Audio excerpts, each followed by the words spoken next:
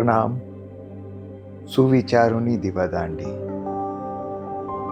આ દીવાદાંડીને નજરમાં રાખીને સંવત્સરીના સદનિમિત્તને પામીને ગત વર્ષ દરમિયાન અમારી સુવિચારોનો શંખનાદ ટીમ વતી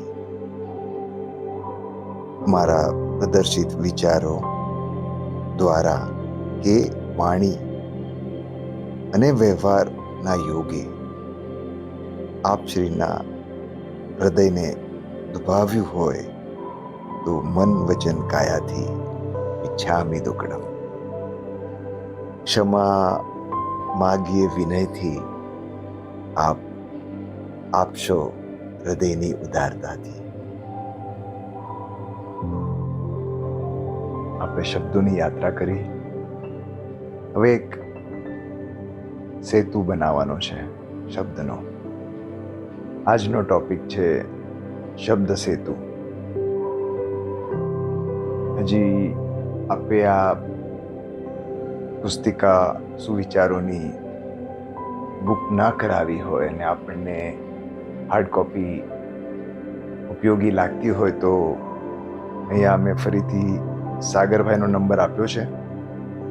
આપ પ્લીઝ વોટ્સએપ પર કરીને તમારી કોપી બુક કરાવી લેજો. વહેલો તે પહેલાંના ધોરણે આપવાની છે. લિમિટેડ એડિશન્સ છે.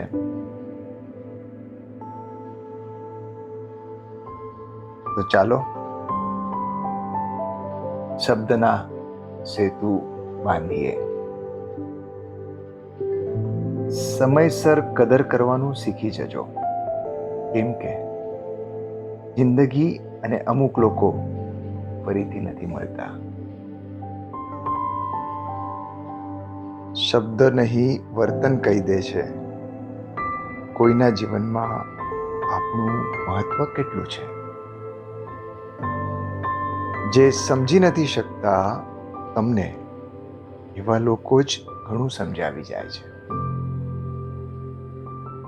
ક્યારેક વાંક બંનેમાંથી કોઈનો નથી હોતો. બસ કહેવા અને સમજવાનો ફરક સંબંધને ખતમ કરી નાખે છે. જો તમારે ઊંચા ધ્યેય સુધી પહોંચવું હોય તો નેગેટિવ વાતો માટે બહેરા બની જાઓ. ગુસ્સો અને વાવાઝોડું બંને સરખા હોય છે.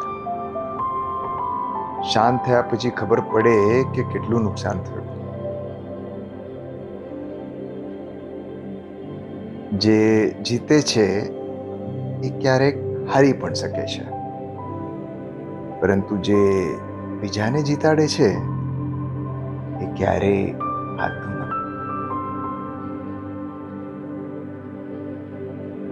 અમુક સંબંધ ભગવાન એટલા માટે બગાડે છે કે એ લોકો તમારી આખી જિંદગી ના બગાડે.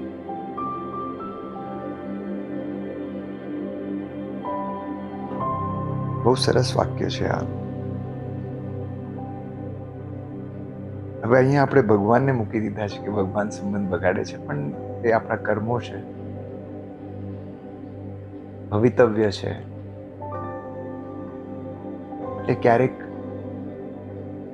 સંબંધો બગડવા જ ન જોઈએ. આઈડિયલી એવા જ બાંધવા જોઈએ જે બગડવાના ના હોય. પણ ક્યારેક એવું બને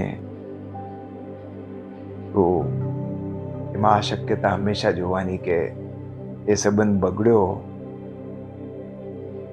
તો એ સંબંધોથી આગળની જિંદગી નથી બગડતી, એટલે એ સંબંધ પર ત્યાં જ પૂર્ણ વિરામ યથાયોગ્ય છે. ખોટી જગ્યાએ વિશ્વાસ ન કરવો અને સાચી જગ્યાએ વિશ્વાસઘાત ન કરવો. હારવાથી બીક લાગતી હોય તો જીતવાની ઈચ્છા ક્યારેય નહીં રાખતા. તમને જે જોઈએ છે તે નથી મળતું. તે વખતે જે મળે છે તેનું નામ અનુભવ.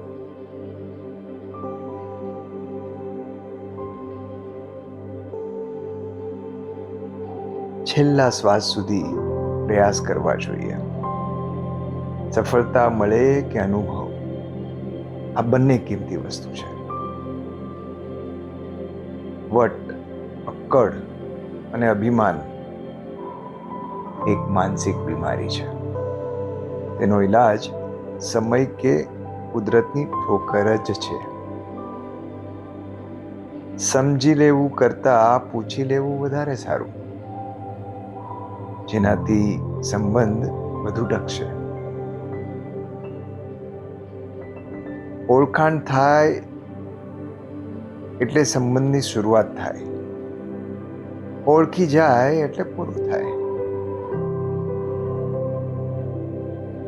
છીએ એના કરતા ઓછા દુઃખી થવાની કળા એટલે સ્વભાવનું મેનેજમેન્ટ. આજકાલ એટલા બધા ક્લાસીસ ખુલે છે ને, એટલે મને થાય કે આ મેનેજમેન્ટ ને પેલું મેનેજમેન્ટ ને કેટલાય પોસ્ટ ગ્રેજ્યુએશન હોય છે, એમાં એક આ સ્વભાવ માટેનું કોઈ પોસ્ટ ગ્રેજ્યુએશન થાય તો બહુ સારું. ચાલો તો સમય થયો છે, આપની રજા લઈએ અને આનો પાર્ટ 2 આપણે આગલા વખતે કરશું.